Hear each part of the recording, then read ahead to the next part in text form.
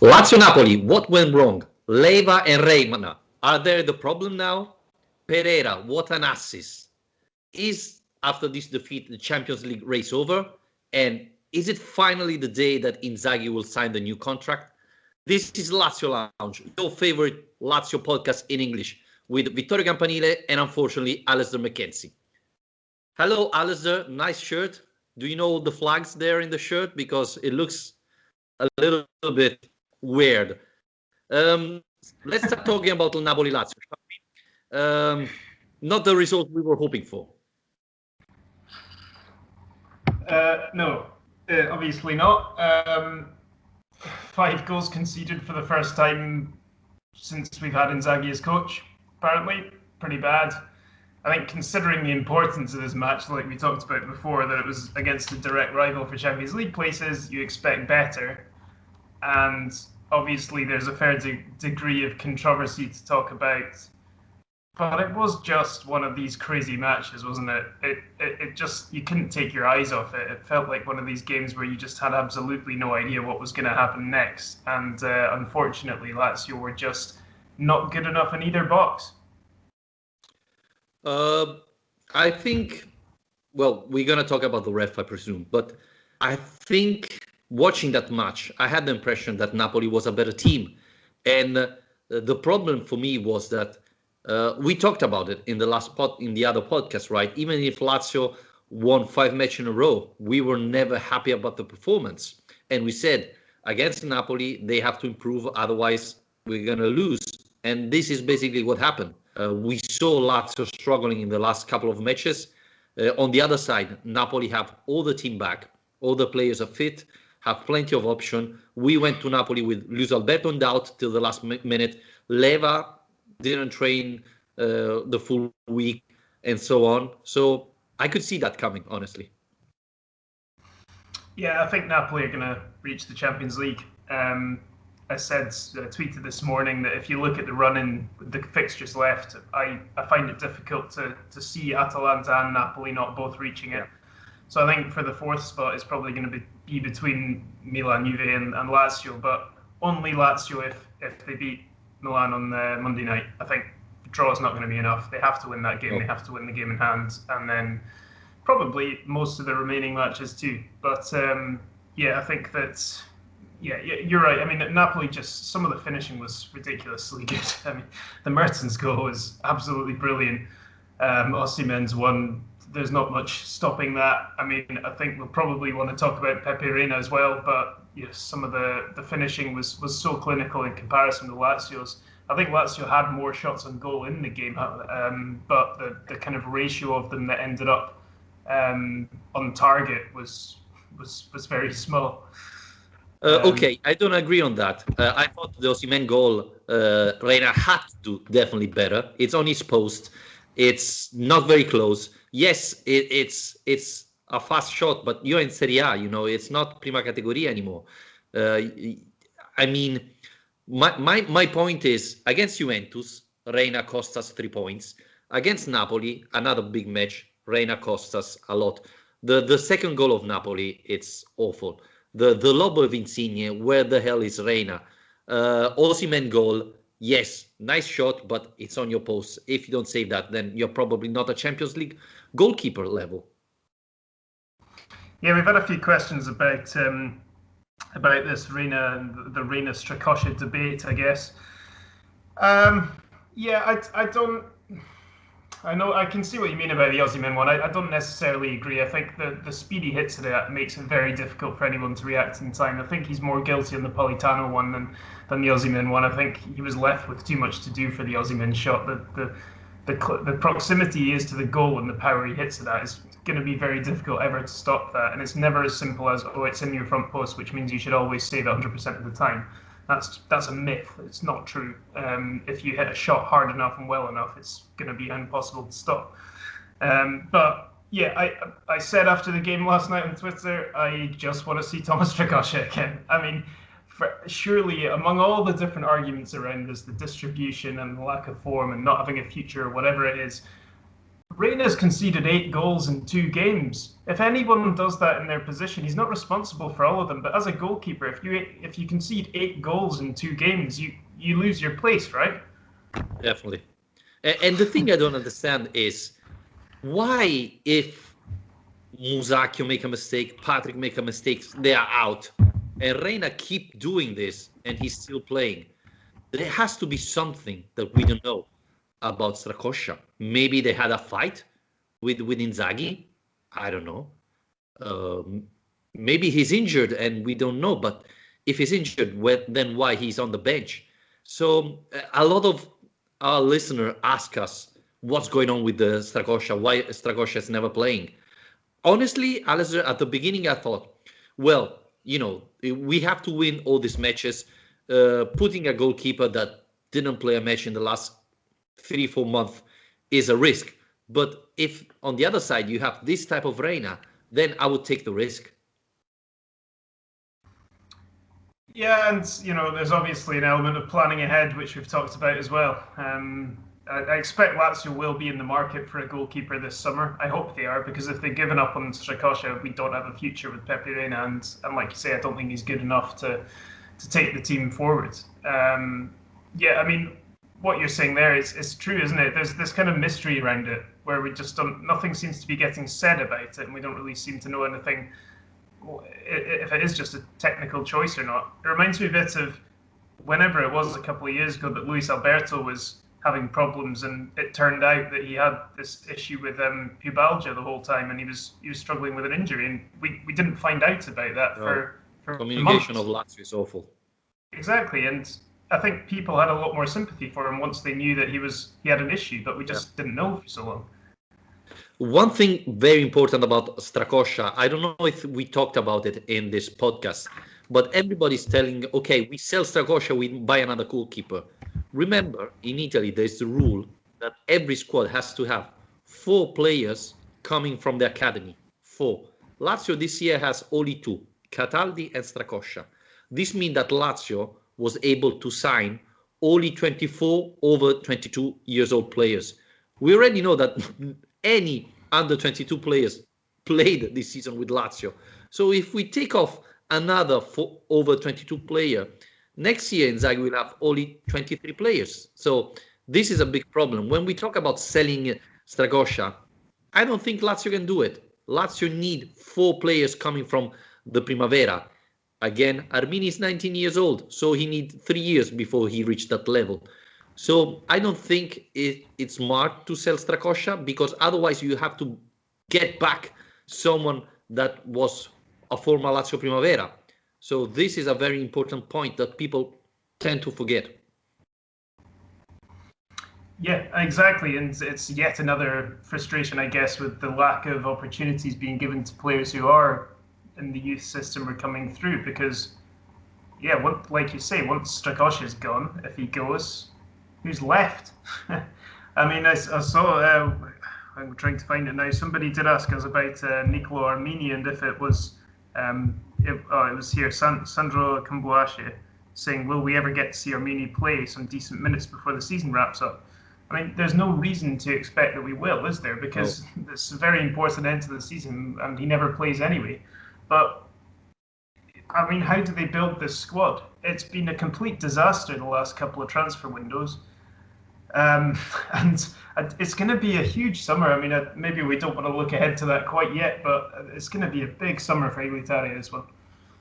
Definitely, even because yesterday he said that Lazio needs to qualify for the Champions League.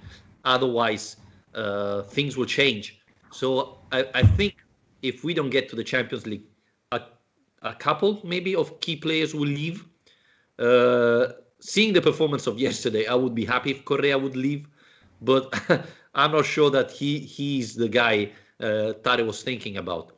But yeah, I mean, as you said, this will be probably a very important summer for Lazio. I think the mistake done in the past has to be fixed. And at the same time, Alistair, I get that keeping all the team together has benefit. But on the other side, I think this have penalized a little bit Lazio, because obviously if you sell key players, then you have money to go and get another one. And sometimes bring fresh blood. It's better. It gives new energy, new will to this team, right? To perform better, and things that probably we didn't see in the last couple of years. Yeah, it's true. I mean, obviously the money needs to be spent wisely, which is something it hasn't been in recent years, I guess, is the difference. I mean, the thing is, if you look at Lazio's key players, who are the ones that you're going to really recoup a lot of value for? I mean, Milinkovic-Savic is the obvious one, but his value is almost so high that it's quite hard to see him leaving this summer because of the financial constraints on so many of Europe's top clubs. The kind of fee that clubs will need to pay for him, no one's really in a position to pay, or at least they're wanting to spend it on Erling Haaland instead. So beyond him, yeah, it is kind of your Joaquin Correas, perhaps even Luis Alberto, but there's not, because it's such an old squad, there aren't that many players that Lazio can really cash in on now and hope to make significant amount of money that they can really rejuvenate the team properly. Strakosha probably being one, I'd say, but his value will have decreased now. You said Lazio's an old team. Shall we start talking about Lucas Leiva? Because in the last couple of matches, he never finished. He was always subbed at the beginning of the second half. Yesterday, it was an important match. To be honest, he didn't train all week. He had some problems, so it was in and out of the training. But I thought yesterday's performance was very bad. Do you think it's time to move on from Lucas Leiva? Well, yeah, I mean, I think probably this summer, yeah, it probably is. I mean, I think he can still do a job in the squad, but perhaps as being your number one player in that position, you're relying on week in, week out, maybe not. I've seen him get lots of criticism. I mean, it did make me think. I did say in our last podcast, if Lazio are going to get anything from this game, they have to win the midfield battle, and whoever's playing in defensive midfield has to do very well to shut down Napoli. And it didn't happen, and as a result, we end up conceding 5 goals. Yeah, I mean, and I don't think it's necessarily a knee-jerk reaction to say Lucas Leiva has faded this season. I think it's just a reality of playing in that position at this age. It's going to catch up with you at a certain point. But the question is, Gonzalo Escalante is the next option. Is he good enough to become the number one full-time? Or Lazio are going to have to try and buy someone in there. And then if you think about it, they have to buy a new goalkeeper, new centre-back, probably 2, a new left wing-back, a new central midfielder, a new striker if Correa goes. I mean, they just don't have the funds really to buy all these players. We can build a Super League. I meant to say we should have had a moment's silence out of respect for the death of the Super League. Okay, that's long enough. I think Bielsa at Lazio lasted longer than the Super League. I have to check, but I think it was at least 3 days. So, yeah, I think Bielsa at Lazio had. I think, yeah. And this is one of the things I want to talk with you, because Leiva probably is getting older, cannot play every single match. But here's where Inzaghi come in. Rotate these players, I think Leiva in a single match, when he's rested and fit, can still provide you a lot of positive things. But if he starts playing Monday, Wednesday, Thursday, he's going to be dead. And so, yeah, rotate the players. The other thing, Alistair, I thought, wow, Cataldi played well yesterday. Why don't we give enough chances to Danilo Cataldi?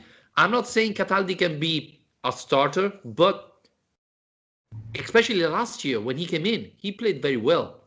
And suddenly, yes, he's a little bit injury prone. I think that's the biggest problem with Danilo Cataldi. But every time he comes in, I think he provides a nice boost to the team. He gives everything, and he's very useful on corner kicks. And I mean, yesterday, talking about corner kicks, in the end of the first half, we had a nice corner. Napoli was 1 man down because I don't remember who was injured and out. And what did we do? Counter-attack for Napoli. I mean, that's simply Lazio corner kick in a nutshell, right? Well, yeah. I think on Cataldi, yeah, it's just a case for me that I think Inzaghi's made up his mind about what Cataldi is for this squad, and that is he is a squad player. People like having him around. He understands what it is to be a Lazio player. He's come through the system. He's a fan. People like him being there, but he doesn't see him as being a player who's going to nail down a starting position. He doesn't see a role for him in this team. What I think is the biggest problem with the Lucas Leiva conundrum is that Lucas has been the perfect player for this system. And I think actually to replace Lucas, Lazio will probably have to change the style of play, because it's going to be very hard to find someone who has the same kind of level of experience and intelligence that they can read the game. And he's just been absolutely perfect as the defensive pivot of that team, to protect defence, to launch the counter-attacks, to understand and read the game properly. I don't think Lazio have anyone else in the squad who's going to be able to do that, and they'll find it very hard to find anyone in the market who can do that. So I think if we're moving on from Lucas, I think we should be moving on from this particular style. Wow, nearly a heart attack. Lazio moving from 3-5-2. I mean, you should alert me before. Well, it doesn't necessarily have to be a move from a 3-5-2, but for example, what you could do is play two more defensive-minded midfielders in the centre and then push Milinkovic further up, or something, kind of more of a 3-4-1-2, something like that. Like Atalanta have Freuler and Darun sitting, and instead of relying on one player to anchor the midfield, have two players to anchor the midfield. But for example, now they play with 4 defenders, right? So Atalanta is changing things that we are not able to do. I think honestly that we could move from Leiva and Luis Alberto and change completely our midfield. That could be something different, and see what it, because I think, and this is, you're so surprised by this. I can hear you doing a kind of high-pitched bark, Vittorio. It's very strange. Yeah, it's my dog. It's a little bit upset. I unfortunately agree with you. I think Inzaghi made his mind. Cataldi, it's not a starter. That guy is not a starter. So if Lazio change a little bit players, then Inzaghi will have to make his mind again and maybe provide more option. One thing that I think cost us yesterday, Luis Alberto didn't train pretty much all week long. Just the day before the match, he did half the training. And there was a lot of rumors that Luis Alberto wouldn't start. And he said, as I said, if Luis Alberto, the day of the match, is able to get up on his feet, he's going to play, whatever it takes. I think this is a problem. We had Leiva and Luis Alberto not 100% fit in a very important match. And we saw, when Andreas Pereira and Cataldi came in, a different match, a different Lazio. I think this is one of the problems we're having. Pereira took 6 minutes to do something that Alberto hasn't done all season, which is provide an assist in a Serie A match. Yeah, and it was a very good assist as well. Don't be fooled by that. The weight on that pass was absolutely perfect. But I mean, I feel like we're in a kind of time loop if we're talking about chances for Andreas Pereira again. I mean, it is what it is. It's been like this all season, and we know Inzaghi's stubborn. We know that he trusts his generals to go out there and do it in every game, and that's just what it is. I think we have to live and die by the consequences of that, because it's not going to change, at least until there's suddenly a lot of new options. Do you think Inzaghi is asking Tare to keep them? Maybe he prefers to sell other players, but to keep those 4? Which 4 in particular are you talking about? Luis Alberto, Milinkovic-Savic, Correa, and Immobile. All right. Correa, I'm not so sure about. I feel like it almost is quite a good time to move him on, because I think he's still at an age and with a kind of experience where you could still get a decent price for him, but he's not really improved enough that over the last few years that I don't feel like we're going to kind of move on with him. But certainly, I mean, Immobile isn't going to leave, and then Alberto Milinkovic. You can't get rid of both of them. That's for sure. I mean, that would be a complete disaster. Well, you know, especially the season Milinkovic has had, he's been so good. Correa played a lot of matches this season. I think much more than last year as a starter. So, or Inzaghi was expecting something more from another striker, or Inzaghi really trusts to Correa, who, by the way, scored 4 goals this season in Serie A. Yeah, I don't know why we might have expected more from another striker this season. It's a very strange thought. If only we'd spent 20 million euros on someone.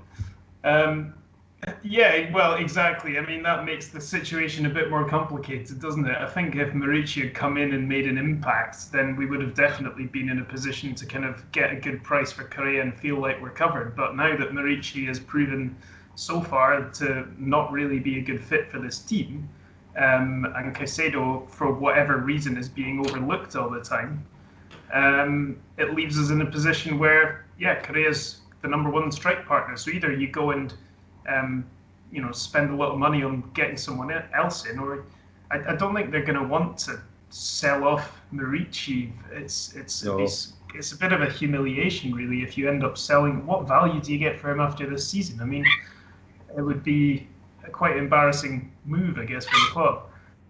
Yeah.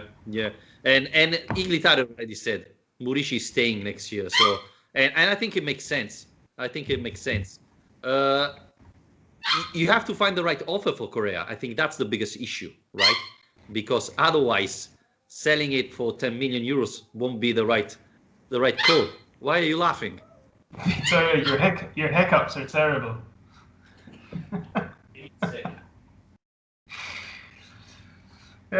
Well, yeah, exactly. I mean, like we say, I think that there's so many mysteries around this. Here's the culprits. There's so many mysteries around this summer, really, in the transfer market, and I mean, to bring it back to. Oops.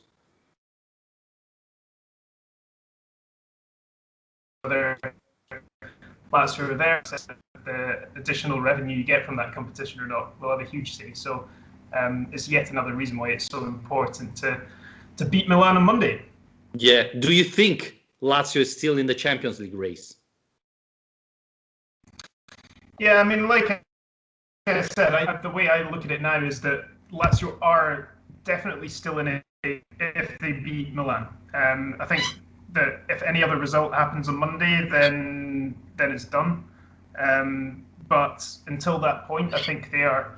The reason for that really is if you look at the run-in after the Milan game, Lazio have got Genoa, Fiorentina, Parma, Roma, and Sassuolo.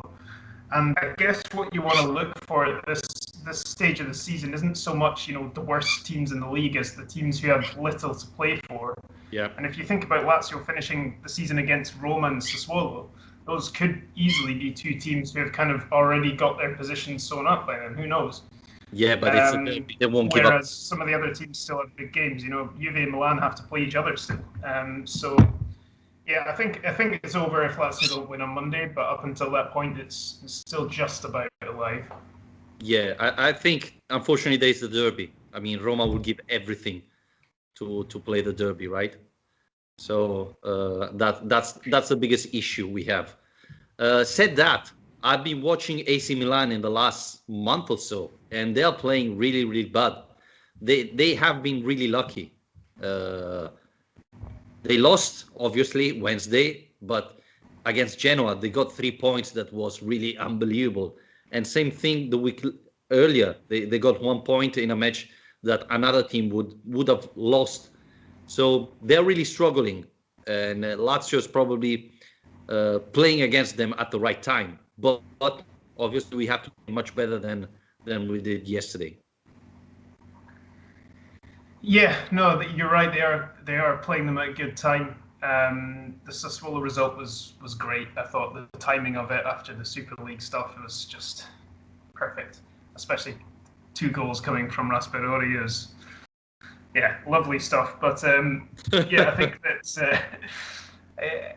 they're don't forget, not that long ago they were top of the table. I mean, they are sliding.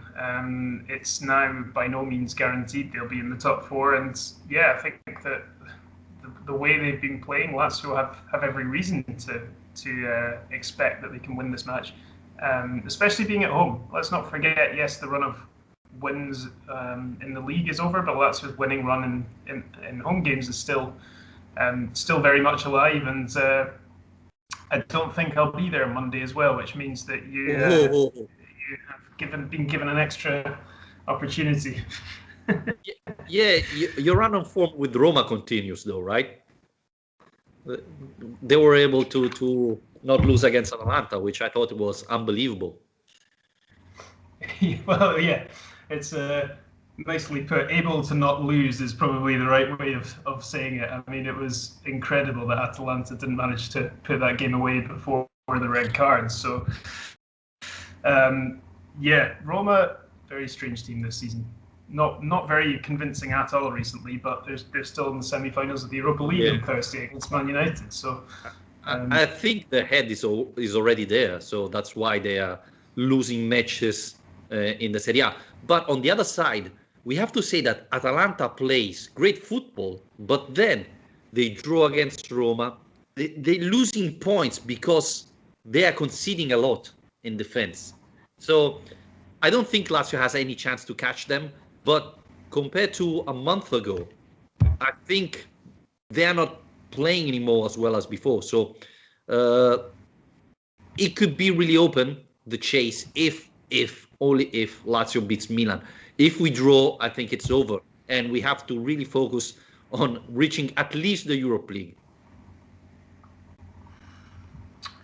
Yeah, exactly. At least the Europa League. And, after a season in the Champions League, I think no one's going to be all that enthused by the idea of another year in the Europa League. But it is important still, I think, to be in European competition. So, yeah, it wouldn't be a complete disaster, but I think top four is definitely the objective. Yeah, and again, seeing what Roma's doing this year, please, if we reach the Europa League, can we try to win it and not going on holidays?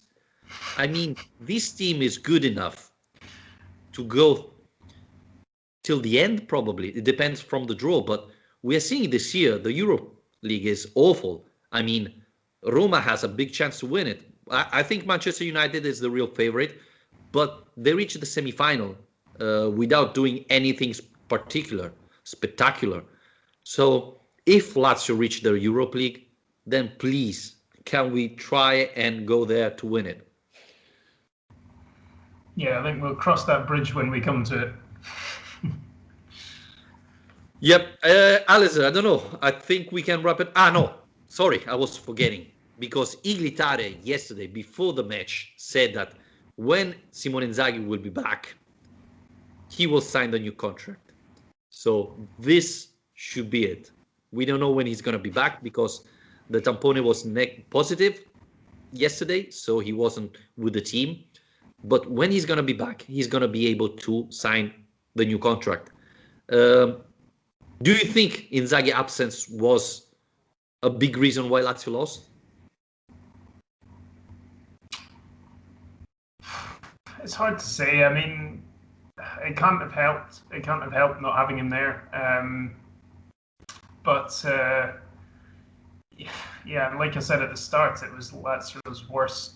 Well, I don't know if it's the worst defeat, but the first time they've conceded 5 goals under Inzaghi. So I don't know. It's hard to say. I think he does obviously have a huge touchline presence, so that will have been felt. I don't. Do you believe Tari? I mean, I feel like we've heard this a million times this season, and nothing ever happens. So, do you actually have hope this is going to happen this time? Well, I do have hope. I do hope, yes. I wouldn't be 100% sure, to be honest with you, but I hope that this is going to be this is going to be it. They're going to sign the contract when he comes back. Hopefully. Yeah, well, we'll have to wait and see because, yeah, like I say, this has been a repeated theme this season of promises from Lotito or from Inzaghi or from Tari or whoever's speaking really that this is on the verge of happening, and that never does. So the season's over in just over a month. His contract literally expires in 2 months and a week's time. His contract is up. So time to get moving. Definitely. Time to get moving even for us, Alistair. Thanks everybody for listening. Remember, we are on Spreaker, Spotify, YouTube. Whenever you listen your podcast, you'll find us there. If you like the show and want to support us, you can go to our Patreon page, patreon.com/Lazio Lounge. Membership starts at $2 a month. And we'll be back probably on Tuesday as Lazio is playing Monday against AC Milan. Bye, Alistair. Cheers.